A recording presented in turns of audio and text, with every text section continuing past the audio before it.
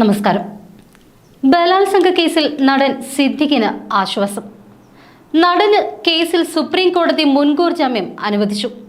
ജസ്റ്റിസുമാരായ ബേല എം ത്രിവേദി, സതീഷ് ചന്ദ്ര ശർമ്മ എന്നിവരുടെ ബെഞ്ചാണ് ജാമ്യാപേക്ഷ പരിഗണിച്ചത്.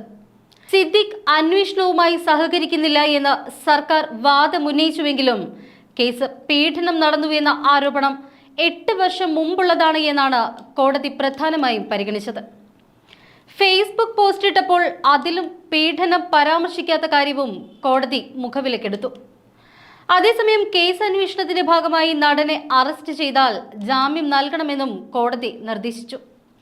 അന്വേഷണവുമായി സഹകരിക്കണമെന്നും പാസ്പോർട്ട് കോടതിയിൽ കെട്ടിവെക്കണമെന്നും സുപ്രീം കോടതി നിർദ്ദേശിച്ചു.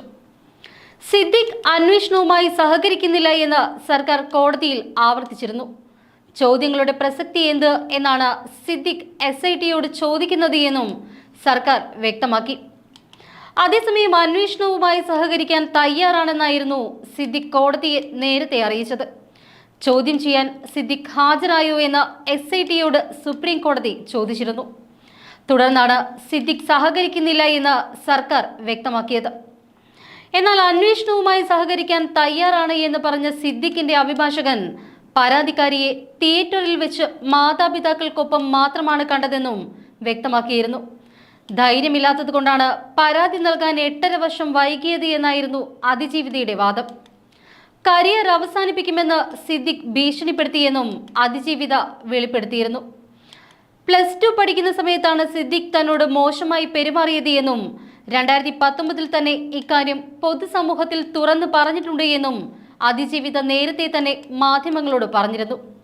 പീഡനം നേരിട്ടുവെന്ന് തുറന്നു പറഞ്ഞതിനു പിന്നാലെ സിനിമയിൽ നിന്നും മാറ്റി നിർത്തപ്പെട്ടുവെന്നും അവർ കൂട്ടിച്ചേർത്തിരുന്നു. കേസിൽ പോലീസിനും സർക്കാരിനുമെതിരെ വിമർശനങ്ങളുമായി സിദ്ദിഖ് മറുപടി സത്യവാങ്മൂലം സമർപ്പിച്ചിരുന്നു. അന്വേഷണ ഉദ്യോഗസ്ഥനെതിരെ രൂക്ഷമായ ആരോപണങ്ങൾ ഉന്നയിച്ചുകൊണ്ടാണ് സിദ്ദിഖ് സുപ്രീം കോടതിയിൽ സമർപ്പിച്ച സത്യവാങ്മൂലം.